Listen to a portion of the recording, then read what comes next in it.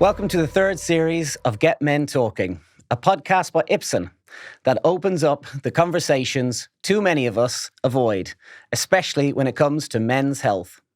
Today, we're talking about something that affects thousands of men every year, but still isn't talked about enough: prostate cancer. You'll hear from three men with three powerful personal stories. From Errol McKellar, a prostate cancer survivor who took his message public and brought awareness to Black communities where the risks are even higher. From Colin Jackson, Olympic legend, whose uncle's diagnosis changed how he thinks about health and silence. And from Tim Batchelor, diagnosed at just 48, younger than when most men are even told to get checked, who credits catching it early with saving his life. So if you're a man listening to this, or someone who loves one, this is your sign. Don't wait, get men checked, and let's get men talking.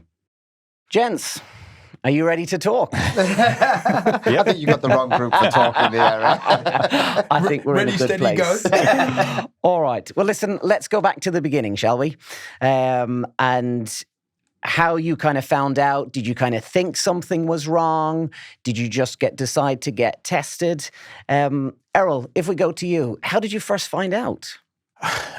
To be honest, I didn't find out about it. My wife, Sharon, was complaining about my snoring, and I woke up one morning Right. and she was standing over me with a pillow and she said, "Look, you need to sort this snoring out." So anyone listening, my advice, listen to your wives. Listen to the women in your life. Yeah. So I looked at her and I said, "Look, if this snoring bothers you that much, make an appointment with the doctor and I'll go." Very dangerous when you tell a woman to do something as a man, right? Because they will follow it up, right? So she made the appointment, went to the doctor, sat in the reception room. While I sat there, I picked up a couple of leaflets, started reading them, and then I thought, oh, okay. Didn't really know a great deal about what I was reading, but you know, when you're sitting in the reception waiting to see your doctor, it takes the time away. So one particular leaflet really kind of stuck in my mind, and it was the PSA test information for Black men. So I thought, okay, let me go to reception and make an appointment to come back and do this test. Very good. I get to the reception, the young lady looked at me, and I have to say, right, I thought, you know, she was giving me the eye, really, because she kept sort of like winking while she was looking at me. But I then found out that she had a problem with her eyes and they kept flattering. So that was my claim to fame. That went in that second. So I said, so I want to make an appointment to come back and do this test. She said, "Mr. McKellar, you don't need to make an appointment. Simple blood test, takes less than 10 minutes. At no point did I imagine that 10 minutes was going to change the rest of my life. Did the blood test, sat back down, waited to see the doctor, which took about an hour to see him about the snoring. I got home in the evening and the wife was cooking dinner at the time, and I said to her, by the way, while I was waiting to see the doctor about the snoring, I did a blood test for prostate cancer. So she immediately stopped cooking and she looked at me, and as you know, when women look at you very serious while they're cooking, then you expect there's an argument coming, right? She said, "What's that got to do with your snoring?" And I have to say, the answer I gave her was a good one because I got my dinner that night. Right? So to move the story on, a week after that, I get a phone call. "Can I come in to do another blood test?" I said, "Is there anything to worry about, doctor?" And he said, "No, it's a routine thing. We like to follow up on the first test." So I took it as nothing. Did the second blood test. A couple of weeks later, I get a phone call. "Mr. McKellar, we booked you in for a biopsy." "Oh, when's that then?" They said, "Well, it's actually today. You know, Wow. you know," I said, "I haven't noticed any messages or anything."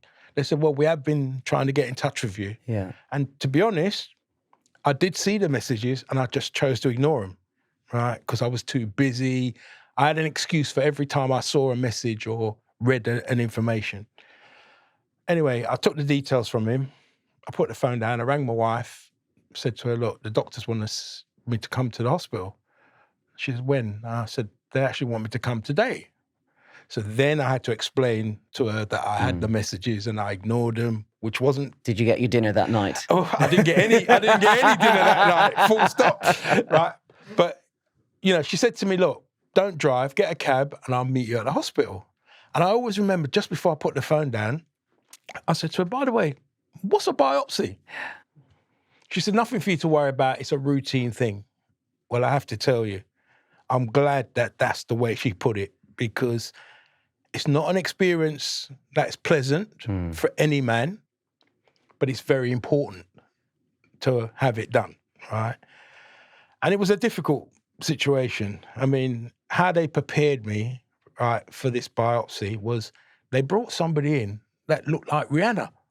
and I sat and I looked at this woman, and she opened this thing that looked like a snooker cue, right? Yeah. And she took it out and she was unscrewing it. And I'm looking at her and I couldn't see any of that. I just looked up thinking, wow, is this what's going to happen to me, right? But I couldn't work out why my wife was sitting there laughing when this young lady said, look, Mr. McKellar, we have to extract this rod in the rear end of your body and we have to take some samples. But I was still fascinated by this woman. So she went out the room and I was sitting on this table waiting. The person that came back in the room wasn't the one that went out. And I've got to tell you, it was the most difficult experience I've ever experienced, right? Because it's very uncomfortable, really, really uncomfortable, right? But I managed to get over that. And the wife did remind me, she said, that's what happens when you think too much, right? Because she said, there's you thinking that you're going to have the most exciting moment of your life. And that's the reason why I didn't explain to you what we as women have to go through. So I took that, moved on from that. A couple of weeks after that, I had an MRI scan. And then a couple of weeks after that, right, then the conversation becomes really serious because the doctors called us in, sat us down, said, Mr. McKellar, your prostate's covered in cancer. Yeah. Well, I got up and I walked out of the room. I went and I sat in my car, and I think that's when the word cancer actually kicked in. And I'm not ashamed to tell each and every one of you, I cried like a baby. How old were you then? I was 53 years of age, right? Yeah. And I thought I was invincible. I was never sick. Yeah. I was, you know, I grew up, right? My mum used to say to us when we grew up, right, like, if you have this porridge in the morning, right, you'll never be sick. So I had my bowl of porridge and my brother's bowl of porridge and my other brother's bowl of porridge because I did not want to be sick. I don't like doing doctors, hospitals. I didn't like any of that. So I sat in that car and all I could think about was, you know what, I'm going to die and there's nothing I can do to stop this. And I'm normally a very positive person. Yeah. But this had me. This broke me. Yeah. And I'm saying this because the most important thing is not to let it get to your head, right? Yeah. And my wife came in, she sat in the car, and she said, all the years I've been with you, I've never, ever seen you quit on anything you've ever done. Well, guys, I had to wipe those tears from my eyes and I had to man up, you know? And I looked at her and I thought, is she having a go at me or is this her way of motivating me to do something? So I took the latter. I said, come on in, let's go back in and face the doctor. Yeah. Went in there, sat down with the doctor. He looked at me and said, Mr. McKellar, if we don't remove your prostate, you will be dead in 6 months. Yeah. And you know, the whole thing just became real, you know, because I'm now looking at this man telling me that if I don't do something about this, I won't be here. And I looked at him and I said to him, okay, let's do it then, let's remove it. And he said, there will be some issues you're going to have to deal with. There will be some side effects that you're going to have to come to terms with.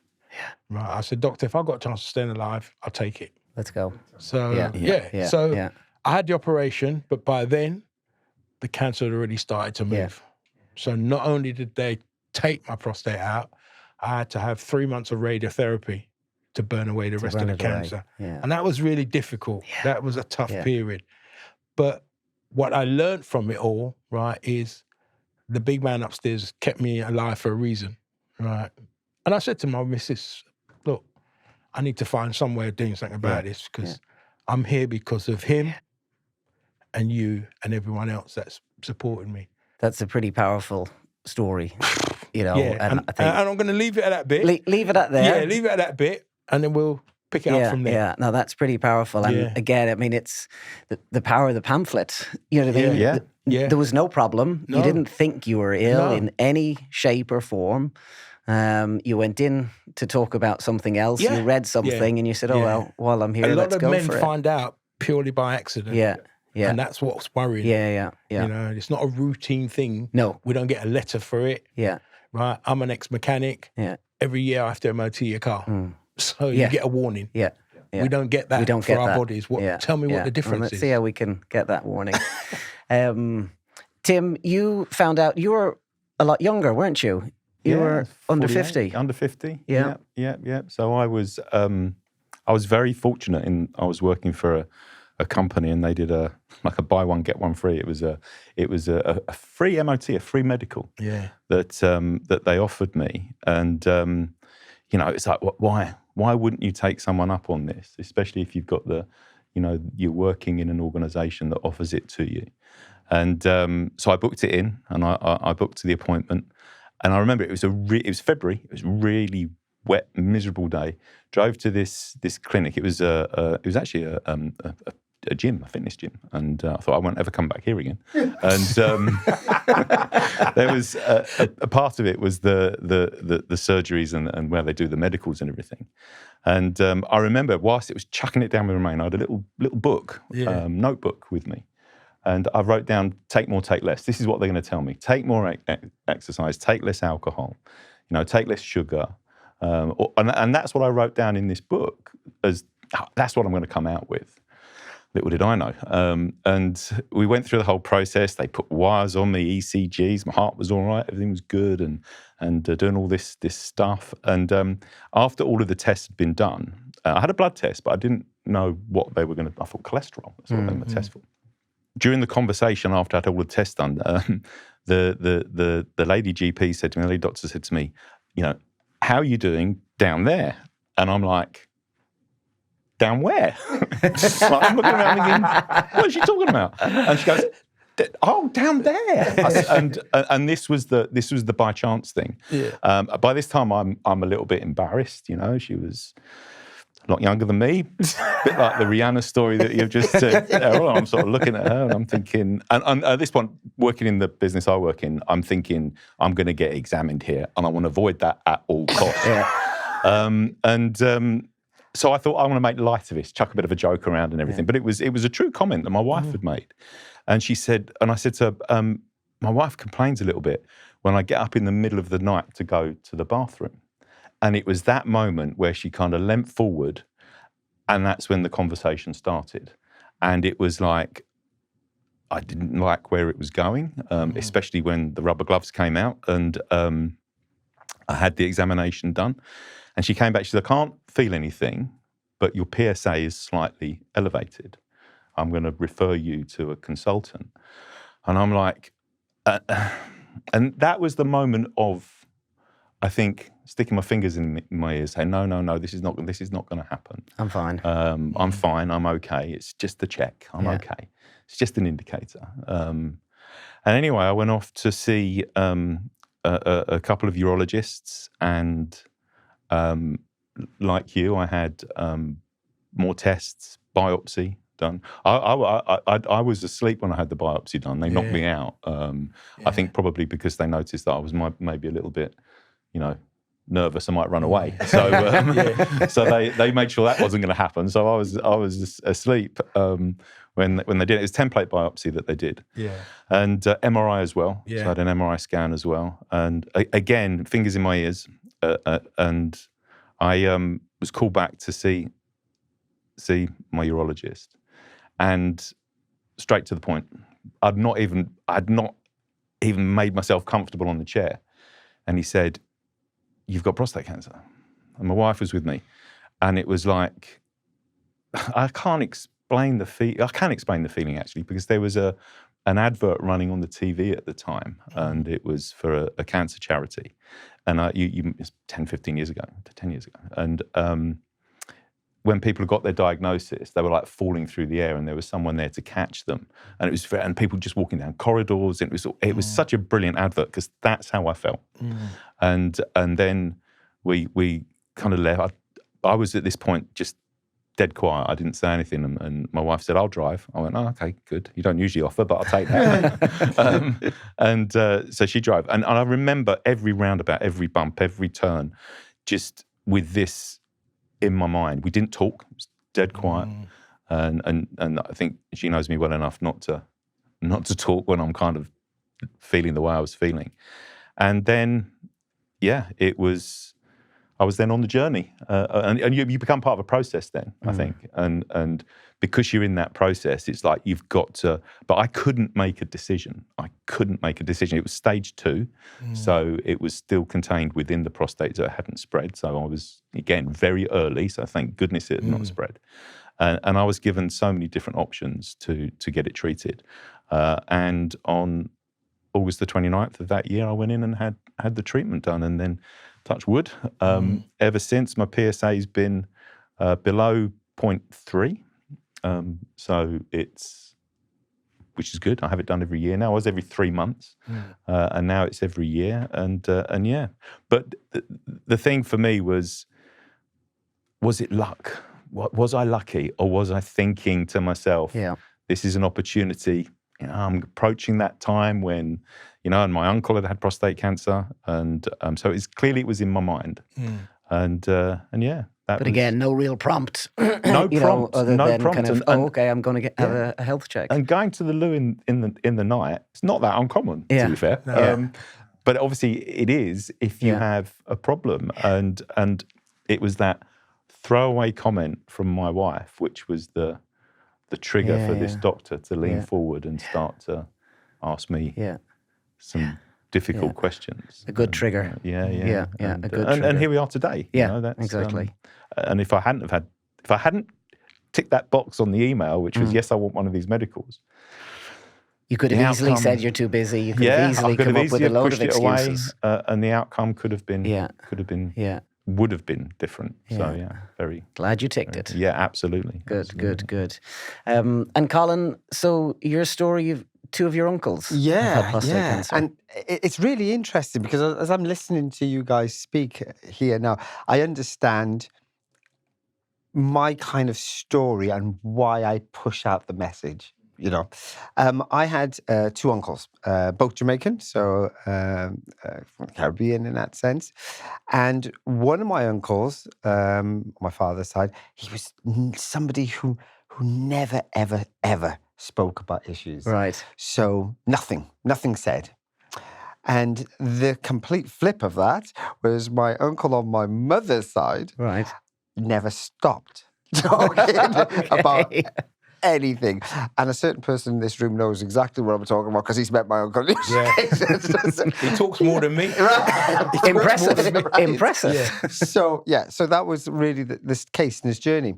And I learned straight away the importance of then having conversations like we're having here, but also being able to listen to them. Because first of all, when you're in your mid-30s, as a young man, in that sense, you're really not around people experiencing stories that we're hearing today. Yeah. It's just not around you, unless it's directly in your family. So you do not get that. And even when it is directly in your family, not all the time you hear the stories. Can still be hushed up a little bit, can't it? I mean, I was saying to Harold, this was the case, right? Yeah. That when my uncle was diagnosed there, we were all adults, but the parents were kind of trying to keep it hush from us. We're like, well, hang on a minute. Yeah. We are big people. Like, we are part of this whole family. And if it's something in the family, you want to know. We want to. It's important that you hear 10, about it. That's the thing. I wasn't going to be 10.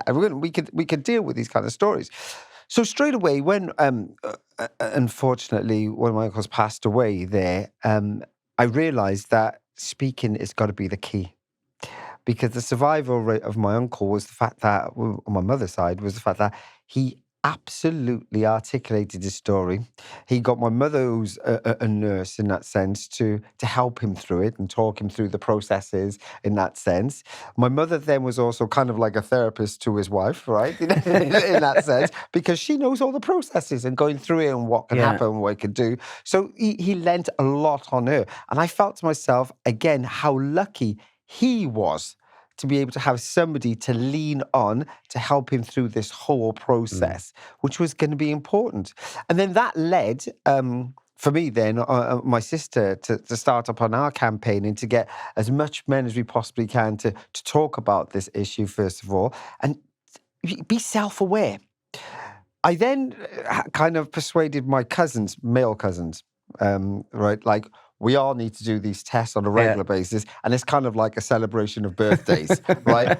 We're always nagging each other to make sure. So we've taken it onto another level. So, you know, it's on the family WhatsApp chat. Absolutely. We got to get it go. And it is called Family for Life, funny enough. Yeah, our WhatsApp group. And we absolutely make sure that, have you got your test done? When have you got your test? What was your results? We keep nagging each other to make sure this process, we're all roughly the same age, you know? And I think that's, again, something that is so, so vital for us if we're going to make true inroads. I mean, I had, there was a couple of things when they didn't tell us till after, right? When we was first starting this group, on the medical fraternity, they were like, well, don't have sex before you have your test because it's going to raise your levels. Yeah. So I didn't know that. Nobody tells us that. Don't ride a bike beforehand again because it'll raise your levels. Yeah. And there was one other thing that they told us again was linked to weight training. No, literally, I was like, well, I go and have my test, but I've ticked virtually all them boxes. So what's the point of me having a test? But again, it's like one of the things that you've got to be informed in all these situations and scenarios so you can get yourself accurately tested. Two of my cousins were fine. They went through fine. Me, I had to go back for a reset, as we call it, in that set, because things were a little bit raised. They weren't like that. Okay. So then I went back to get myself, and they were like, "Oh, you know, you're fine. You're fine. So you're absolutely just fine." Don't cycle in. Just test. Don't do any cycle anymore, right? In that sense, because of course, totally celibate. And so, with that in mind, now I know. You know, your story is told. Now you know, you just make sure that everything is where you want it to be. So you get an accurate test all the time. And every single year, you know, we make sure we go in and we make sure we get our test done and we make sure we report. Because again, I think what's important, you've got to have somebody, what do I use the word? You've got to report it to somebody in that sense. Yeah. You know, if you don't and you keep it silent, then did you have the test? It's that bit of accountability. Absolutely. Yeah, that is really going to be part of it. Be accountable for yourself, but also try and share that to get others to that level. Absolutely. Yeah. And it's interesting, right? Because the thing about the when I get the blood test done, I don't tell my wife that I'm going to get it done, but I tell her the result. Make sure that I tell her the result. At least you're having a conversation. Yeah, having a conversation with her. But the thing about which I didn't know, if you have sex before the blood test, it elevates your PSA. My wife was delighted when I told her that. She was like, how long for? Yeah. But again, I mean, unless you know. You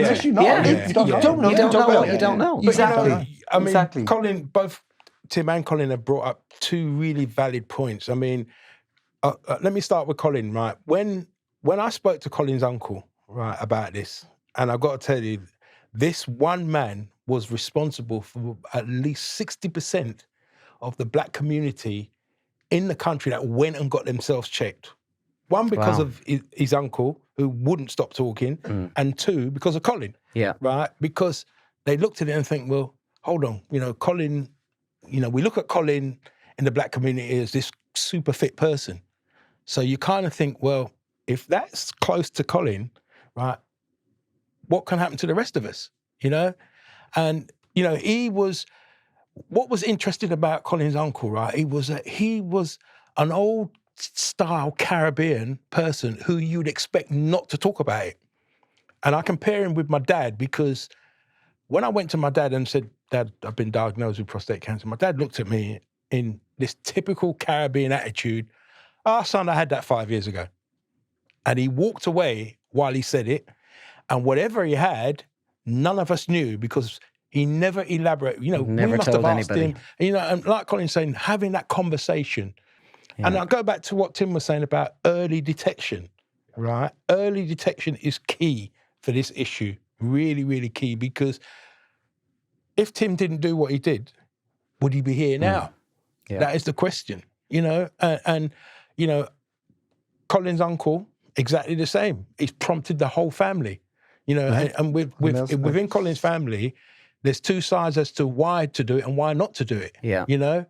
And where Colin and myself, our history with our background of our family, especially in the Caribbean, they do not talk, about this issue. And you've mentioned, you both mentioned your wives, you've mentioned your family, your sister. You know, to get the news yourself and then to have to turn around and tell it to your family, whether, you know, if you were in the room on your own and you received that news, or if your partner was with you or someone was with you. But to have to make that decision then, how do you tell your partner? How do you push it upstream and tell your parents? Very important. How do you push it down and tell the kids? And do you tell that did you tell it at different stages, or it's something you did want to keep, but now you think you might have wanted to share it? Errol, how did you manage that? Just that communication piece? I was very lucky because I'm quite outspoken anyway, but to come to terms with it was the first challenge, right? Because it affects an era as a man you feel is very, very important. But we were speaking about this earlier. Life is important. Everything else is a bonus. If you have life, right, when I sat down and the doctor said to me, look, you know, if we don't take it out, you will be dead in 6 months. It, you know, that hit a note, that hit a chord, and I felt, how do I react to this? And I've not met a man since we've been doing this campaign, right, to go out there and raise the awareness of prostate cancer that has dealt with this issue on his own, right? Because the wives are very important, the family network is important, but it's the people that's important, you know? And I go back to Colin's uncle because it took somebody of that generation, right? And as Colin said, you know, being related to on his mum's side was the difference between that side of it and dad's side, you know, because all of my family get checked now, right? And it takes something like an accident to get to where we are now. I mean, look, Tim had no idea. And as a man, we are all guilty of making an excuse. I was getting up 3-4 times a night and I think, well, I drink a lot of water, so what's the problem? Didn't think about it you at know? all. But then my wife said to me, look, and what was clever about the way women explain things, she said, look, you're a mechanic and that's the bit you understand the most, right? Would you tell somebody to drive their car with no brakes? No. So she said, well, why walk around with all this cancer inside you then?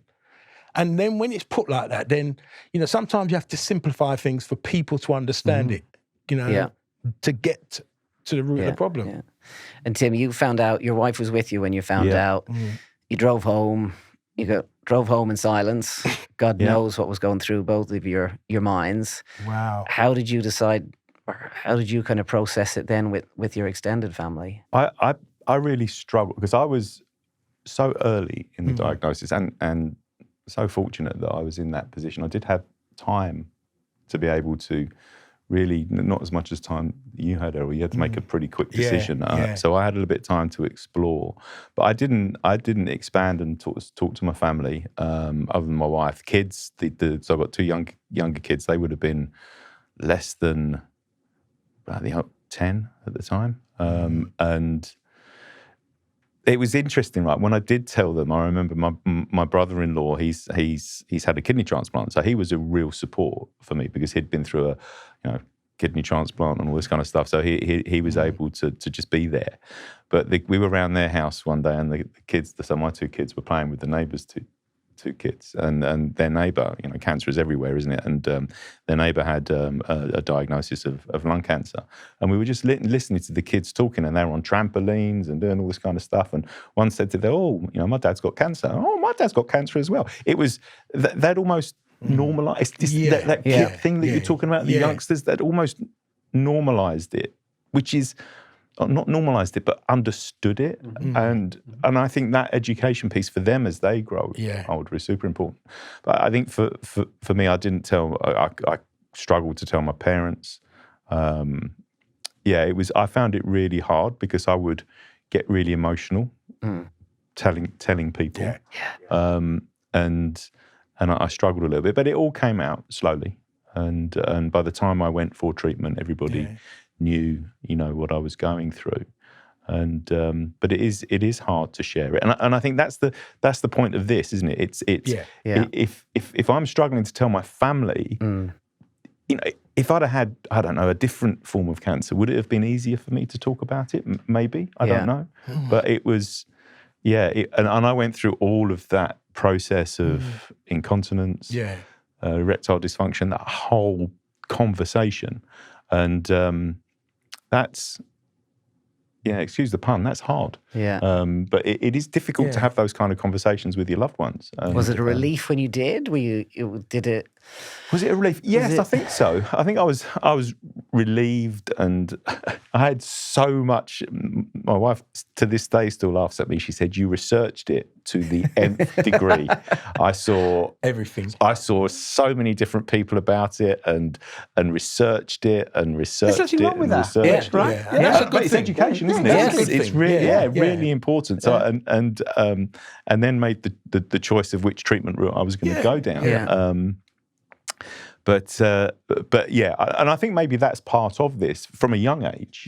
And we talk about 50 being the time where you'd go, and I think it's 45 for black men. I think I would always challenge that, because as an organisation, unfortunately, we've had somebody 26, 27 and 36 there you go. that have died of this. Wow. But the pattern is that there was a history in their families.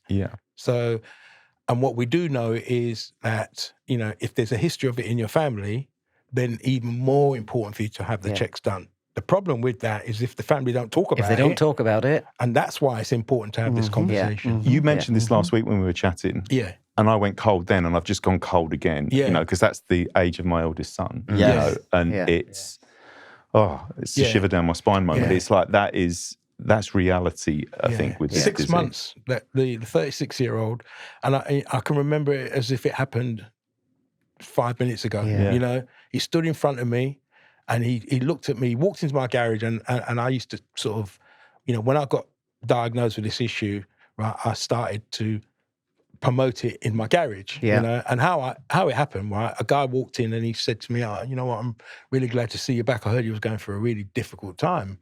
And the conversation was quite pleasant until I turned to him and I looked at him and I said, "When was the last time you had your prostate checked?" I don't know where it came from. I just said it to him. And then all of a sudden, and this is a guy I've known for about 40 years, but he looked at me like he wanted to have a fight. It was that like I touched a nerve. And he said, "What the bleep has that got to do with my gearbox not working on my car?" Right?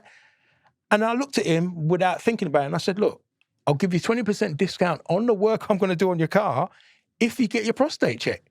Now, I hadn't thought this one through, because 2 weeks later, the guy came back in, waving this bit of paper. He said, "Oh, by the way, I took your advice." And I remember looking at him when he said it, and I looked up to the sky and I said, "God, this has just cost me 200 quid. Right? Did you go straight to the accountant? And he obviously, he saw the look on my face, and he said, "Oh, don't worry about the money." And I remember looking at him. I remember looking up there and I said, "Thank you, God." Right? He said, "But you better read this letter." And I tell you, I looked at his letter, and it's making me well up now, because it brought tears to my eyes, because he had 25% cancer in his prostate. He was the first of 48 guys that walked into my garage diagnosed with prostate cancer. Other people had prostate issues, but this was 48 men that walked into my garage that was diagnosed with prostate cancer. And that's a little garage in the end of Hackney, right, with these guys having this problem. 2 of them are no longer here. One was 42 years of age, fit as a fiddle, a bit like Colin, right, runs every day. He had already done 4 marathons and was training to do another marathon. So it wasn't somebody that you'd look at and think, "Oh, well, he doesn't look after himself." And he only went and done the test because I offered Because the you'd 20% offered it. discount. Yeah. And he said, "You're not going to believe it, but I've actually got cancer in my prostate and Yeah. didn't even know it." It really is about shouting about it. Yeah, isn't and it? you've got is- to. yeah. And I think You know? that's they say, don't they? You know, most men will die with it, not With it, of it. yeah. But we've got to find these men that are going to die Yeah. of it if they are at risk, and you know that, because when we started this journey, it was like that. We said we're going to. We just want one man to get. That's all we Yeah. said when we Yeah. started this Yeah. journey. We just want one man to get tested Yeah. with a positive result, Yeah. and we smashed that. Yeah. But I think that is the thing, isn't it? Yeah. Get talking about it and get tested. I think one of the things I've had lots of friends of mine in the sporting world Yeah. that have supported me in the sense of getting the message out. Yeah, brilliant. And well, hang on. Well, hang on. There's a story So, coming. yeah, there's always a story there. And then I said to her, "How many have you been tested? Have you tested?" No one. Even though they supported me through the whole process, They haven't I've done been- it. Yeah. they haven't done it personally themselves. Mm, I hope you told them off. yeah, yeah. Listen, you do not have to ask that question. Yeah. And I found that really interesting across when I thought to myself, well, hang on, you are working on it with me. Yeah, you still haven't owned it Yeah. and taken it on and done something for yourself. Yeah. And what, do you need me now to keep nagging you when you're nagging other people Yeah. to make sure they get to do it? So, yeah, a lot that I've obviously taken on. I'm not sure if all of them have, but many of them have now actually at least taken the step. And they've taken the step via their general MOTs. Yeah. You Yeah. know, their Yeah. life MOTs in that Yeah. sense. Yeah. And Yeah. whatever way, we don't care. Whatever Yeah. way you do it, Yeah. get it Yeah. done. That is Yeah. going to be the most Absolutely. important Yeah. thing. And the challenge is when there's no symptom, you just sit back. You The absolutely- problem that's with the the thing, problem there's with no this symptom. particular illness, right, is that it doesn't always show the symptoms, right? And what's frightening about that is that, you know, until you go to the doctor and then you start reeling off the things that happen to you, because like all of us, we get up and we go to the toilet on a regular basis. As a man, we make an excuse for it, you know? But I remember the 36-year-old when he walked into the garage and you know, I asked him the question. He said, I can't go through that. I said, what do you mean you can't go through that? Right? He said, my two brothers have had this problem. My dad has had it and my uncle has had it. If that's not an alarm bell, Now, the problem that this illness creates is two issues with men: fear and ignorance. Fear of knowing and the ignorance to choose to think it's just going to go away, right? And as Tim has alluded to it already, right? If you ignore this, it will kill you. Right? And it's as brutal as that, you know? And I do think that they need to look at, you know, because younger men, right, are now getting diagnosed with this particular problem. So we're not going to get to 45. We're definitely not going to get to 50 before something's done.